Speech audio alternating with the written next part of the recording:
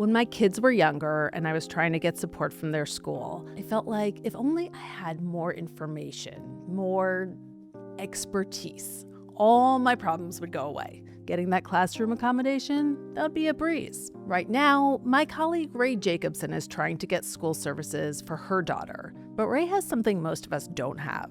A whole career focused on neurodivergence. For years, she was the senior editor at the Child Mind Institute. Today, she hosts a podcast about neurodivergence called Hyperfocus and helps lead Understood's editorial team. I do this for a living. I write these articles. At the end of every single one of these things, we say like, well, if you're concerned, get help or contact your child's, provider or whatever. And we don't talk about the fact that the next step just isn't there for so many people. Even if you have all the knowledge, even if you have all the things that, I'm walking in with, which is a lot of privilege, it's not there, right? And I'm like the best case scenario. This is Everyone Gets a Juice Box. I'm Jessica Shaw, and today on the show, Rae Jacobson shares what she's doing to help her daughter Alice while they wait for support from the school.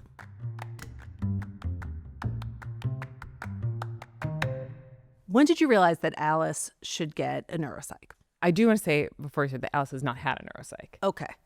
Realizing that she should get one and actually getting one, that's the space we're living in It's now. like a Grand Canyon, truly. Yes. So we're sort of at like maybe the southern rim of this canyon, one might say. Like I said, I'm very lucky because I have this background. I have ADHD. I have inattentive ADHD. And I was like, so many other girls my age overlooked. She's smart. She's just spaced out. She should get it together. She's kind of lazy, ditzy, insert all the unpleasant words here. And eventually got diagnosed at 21. But because I have this background, I can see the signs really easily. So my daughter is amazing. She's this brilliant, hilarious child. She's an incredible reader. She's very funny. But she has what to me are really obvious signs of inattentive ADHD. Alice is in third grade now, but when she was in first grade, she was in an inclusion class. Alice didn't have a diagnosis. She was just in the class by chance. A classroom with both neurotypical and neurodivergent kids, you'd think this would be a great thing for a kid like her. But then Rae started getting the phone calls. I know you have neurodivergent kids. You've gotten the phone calls. Yes. I mean, it's like I live in dread of the caller ID. Right. Yeah. So, Miss Alice. And you're like, oh, okay. And I don't know about you, but because of my background and just I'm knowledgeable about it, but I also have a background as a person who went through this. So my response to it is the intellectual piece of okay, well, what interventions are you using at school so we can use them at home? And the other part of me is thank you for calling. I'm going to go in my room and cry now. It's a kind of a parallel experience. Tell me a phone call you got. What was Alice doing? Miss Alice is making faces in class. She's looking off into space. Miss Alice, it's always Miss Alice, which is, I think, quite respectful. Sure. This was the one that pushed me over the edge. She's a mess. She's such a mess. Her teacher has a New York accent. She's drawing on her desk. She's losing her things. She can't keep it together. She's always the last one out of the class. And we told her, Miss Alice, if you're going to be a mess, people are going to be upset with you. There's a lot of inappropriate stuff in that. And there's also some really obvious stuff in that. Right. Okay, well, how are you helping her get her things together? We think she needs an IEP. No. She doesn't need an IEP. She doesn't even sit on the special education side of the room. That's what the teacher said to you. My first thing was there should not be a special education side of the room. Right. That's called an inclusion classroom. Right. There's a way that's supposed to work. Mm-hmm. But beyond that, I think when I hear that, I immediately go towards okay, well, let's see how we can fix this, because I don't hear a problem because I have the luck, the privilege of knowing that this is something that's simply a brain that is working in a certain kind of way, right? This isn't a problem. My kid's not being bad. She's not trying. She's not being difficult. She simply has a brain that works a certain way. So how are we going to scaffold that? How are we going to help that? And for her, we kept coming back to the same thing, which they said, what is really common for girls with ADHD. She really just needs to get it together. There isn't a problem. She's really smart. Her reading is good, but she just needs to try harder. But that's not what the problem is here. The problem is that this kid has a learning disability and you don't see it. That's the professional side of my brain, and to some degree, the mom side of my brain. Of course, we all want to support our kids and help them do well. The flip side is the more sensitive side of my brain, which is what did you say to her? Yeah. There is a very defensive piece of me that wants to rise up and be you called my kid a mess?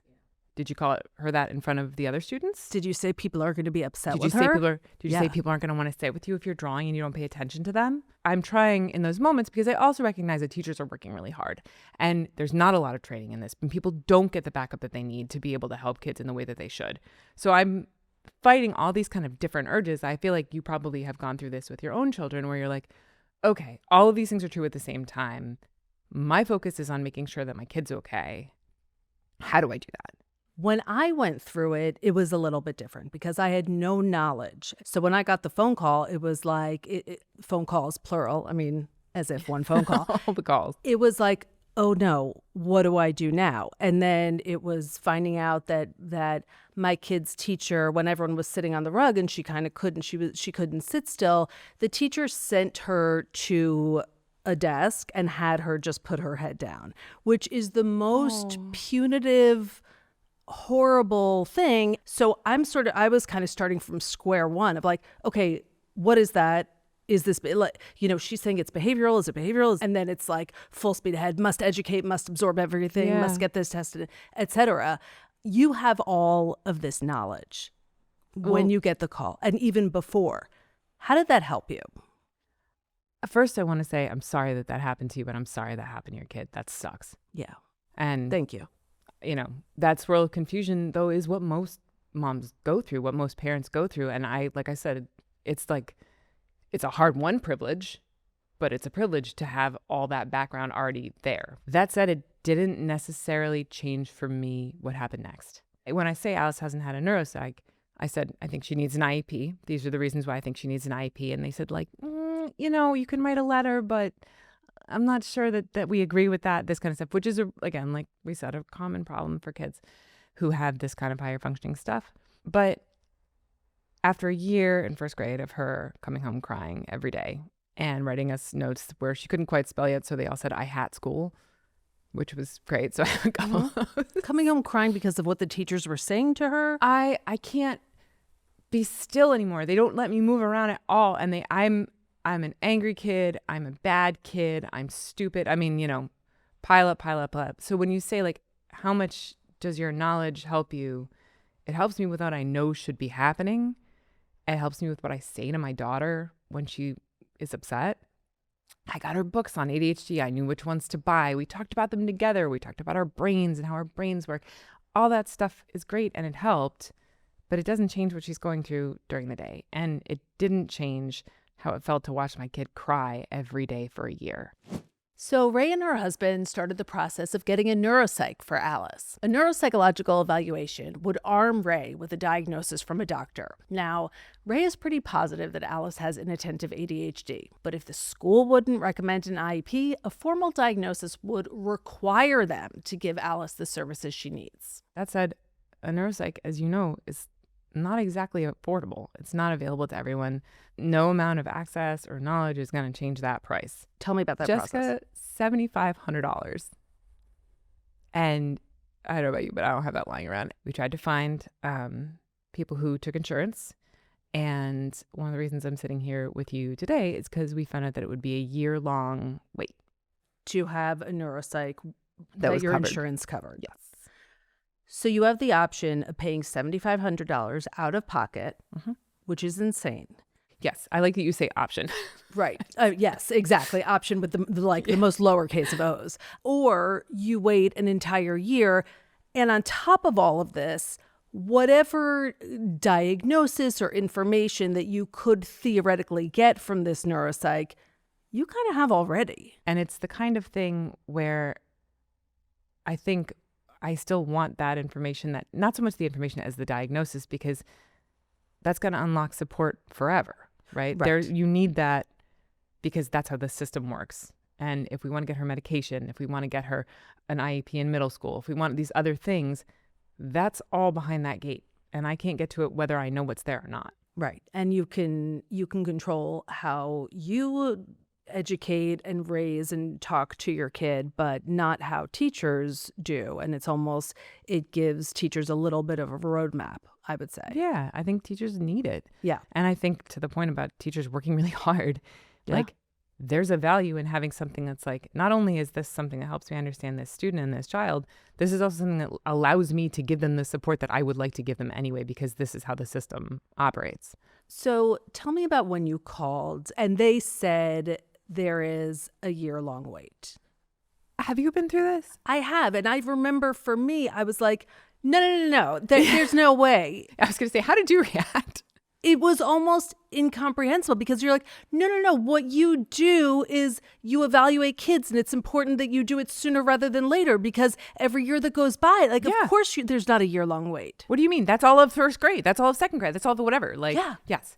I fully shot the messenger, 100%. Whatever this like poor girl on the phone who was like, yeah, it's a year. And I was like, that can't be right. I mean, even though I know, again, because I know this stuff, I know that happens all the time.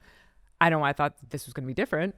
But some part of me was like, there's got to be something else. And she was like, no. And on my end, I'm like, we don't swear on these shows, but there was, in my heart anyway, quite a bit of swearing. And, it's the sensation of like injustice, because I also know that my kid's not the only kid going through this. This is so many people experiencing this, people with no other option, people who are like, my kid is drowning. We don't have a year. When I was a kid, that wouldn't have been okay. I wasn't okay. I know so many kids who go through this, they don't have a year. And the more you see that, I don't know, it feels like it's all kind of like this ball of frustration that you hold where you're like, this can't be how this works. Did you ever think about, I need to find a way to like, find $7,500 to do this because. Yeah. Yeah.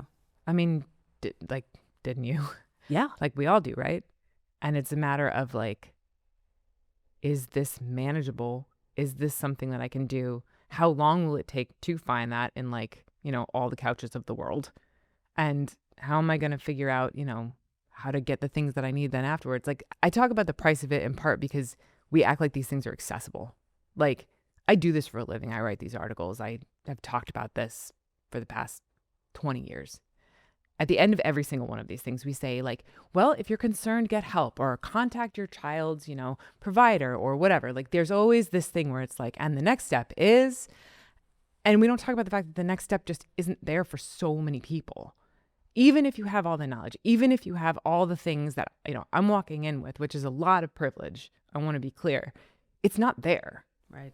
And I'm like the best case scenario. Yeah. I remember feeling very much like with the price because yes, I think it was maybe even more than a year when I wanted to get my kid evaluated and thinking, okay, I have to just find the money for this. And whatever I need to do, go without, ask for help, whatever it is, because if we don't do that for our kids, who do we do it for? And I felt like, is this going to be the thing that opens up, that the skies part and I have all of the information? I felt very stuck. Like, do I mortgage my life to do this thing that's so important?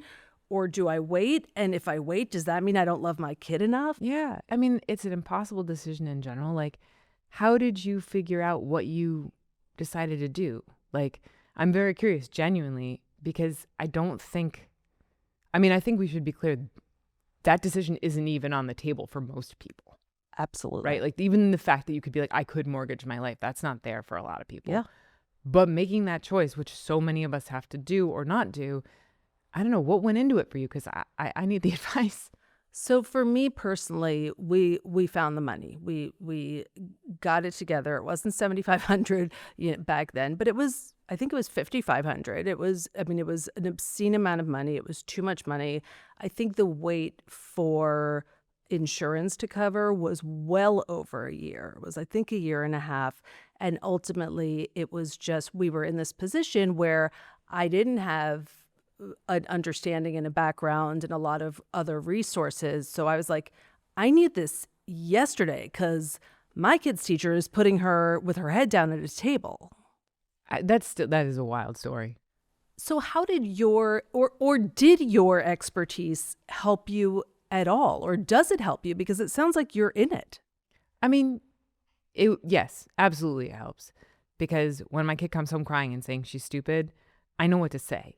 Because I know that feels, it's not so even just my experience as like someone who covers learning disabilities and who, has a counseling degree. It's that I know the feeling that was me. And I know what you need to hear in that moment, which is not like, no, you're so great. You're an amazing kiddo. Like everybody struggles. It's like, no, your brain works differently. And here's why. Do you want to look at this textbook that I have about ADHD? We can see exactly why you have trouble finding your things. And let's talk about it. You know what? Maybe we need to do this. Like I'm very solution oriented in it because I want it to not feel like a personal flaw. I spent my entire childhood assuming there was something genuinely wrong with me. My kid doesn't feel that way. And that's the benefit of expertise. And also just the benefit of like having been through it myself, I think is really, it's less like, oh, I have this fabulous background and more like, this is me too. Yeah. How does it feel to be able to explain this to her? I don't know if you feel this with your kids. Like that's your kid. And you can't buffer most of their life.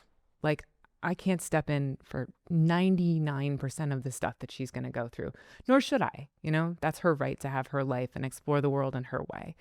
But this is the thing where I can like lay down and, you know, they talk about like the mom flips the car. This is my car. You know, I know how to get under it. I know how to flip it over. And if I can do that for her, that's great. So what it feels like is like, just let me get in there, you know, like put me in, coach. I know how to play. And so it's less like, oh, I feel gratified or it felt good or it was solved, and more like, God, this is the thing I can do.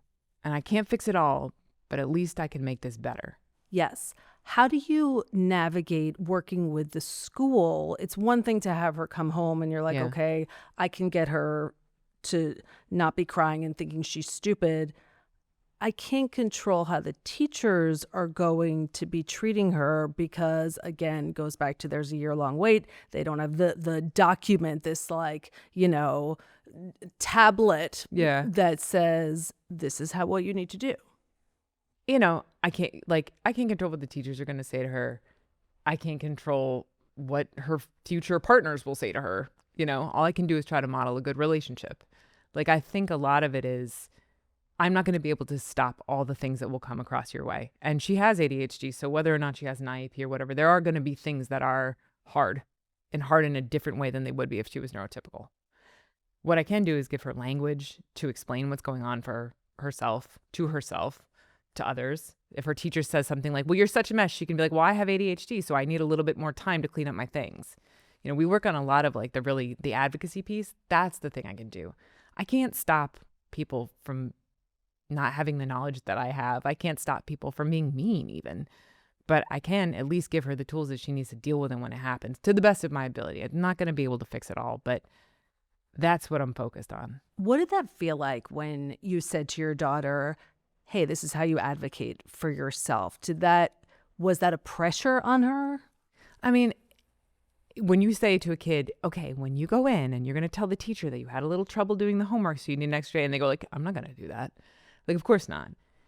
I think realistically, and this is like not a really satisfying answer or thing to believe, but I do think this is kind of like, maybe it's a personal take, but we like to pretend that having a different brain isn't harder. And when you come up against like institutions and situations and these sort of immovable monoliths like school, it is harder. It doesn't mean that there's anything wrong with our brains, but it does make things harder. That's why we have all these things. So I guess part of me is like, yeah, it's an extra burden, but it's an extra burden that I want her to figure out how to carry. And it's one that I want her to find as a powerful thing rather than something that's weighing her down. And so it's practice. None of this stuff is stuff where, like I said, I don't expect her to walk in and be like, I am advocating for myself. But in this year, in these gaps in the canyon that so many kids live in, figuring out how to be like, let's just try speaking out. Let's just try having even like a second set of keys, you know, or making sure that your book is really colorful so you see it if you leave it behind. These kind of little structures that you can do and show and model and also kind of teach, that stuff is really helpful. And yeah, it is a burden. But for me, from my own experience, I felt better and stronger and safer understanding what the burden was and knowing how to carry it than I did just trying to find my way through with nothing. Mm.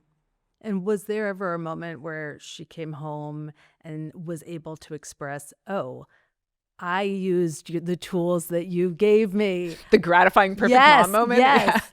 Yeah. It actually has happened. Yeah, which is like amazing. But it's always something that it's not what I expect, you know? She would be like, well, at the end of lunch today, I couldn't find my book. So I said, I have to stay in the lunchroom longer to find my book. And you're like, that's probably not really easy for your teachers or the school, but at least you spoke up. And they were like, and you can go back to your classroom while you find your book, you know? But like after a year of hearing her call herself stupid every day and us having these long conversations, you're not stupid, you're not bad, you're not angry, you know, you're not bad at school. Having her be like, oh yeah, I had a great time today. We learned all this different stuff. And like, I love doing this and I love doing that. Like those are, it's not like, you know, this perfect little package of like, Mom, I used your tool and everything is good now. But what it really is she's happy and she's doing okay. And, you know, it's not easy all the time and things aren't always going great. But for the most part, she's learning and she doesn't think badly of herself. And that to me, that's the ultimate win. Was there any piece of advice that you got while going through this from anyone that in any way helped you navigate it? I mean, you know, I'm lucky enough to know all these awesome parents who've been through this. And each one of them just said, it sounds like a horrible piece of advice to find comforting, but like, yes, it sucks as much as you think it does. You know, it was like less advice and more of like a validation of like, this isn't how it should be. Like you said, this is not how this is supposed to be. It shouldn't be this hard. And it should be something that you can just be like, my kid needs help and here's the help. Yeah. And even in your role here, is there, I mean, you're figuring out how to navigate this. Is there something that, a piece of advice that you give to people? I had a teacher in third grade, this teacher, Dan, who was great. And when I was really starting to fall apart in school, he said this thing to my parents that my mom is like, you know, you have the little gem that you hold on to that someone said to you one time, and this was hers. And he said, just keep her ego intact. Help her know that she's smart and she'll be okay. And they did a great job. But that thing about keep their ego intact, if you know that your kid is struggling, it feels awful. It's an awful feeling. But if they know that you love them and that you know that they're going to be okay, that's a powerful feeling. And so if you're kind of like experiencing your own stuff, like I can sit here with you and talk about it and you and I can talk about how hard this is. But for my kid, I'm like, this is going to be fine. We're going to get through this and this is going to be great because you're great. We're going to get out the other side. And you know what? Really smart people learn differently all the time. And I'm so glad that I have a kid with a cool brain in my family because I don't want to be the only one. You know, you can make it fun and you can make it valuable. And so it's not, you know, oh, here's the trick, here's the cheat code, but it's just like love your kid and let them know that they're okay. And I think that's like more than half the battle. Many thanks to Rae Jacobson for speaking with me. I wish I'd had a Rae in my life when my kids were young. If you want to hear more from Rae, check out her podcast, Hyperfocus. Thanks for listening. See you next time.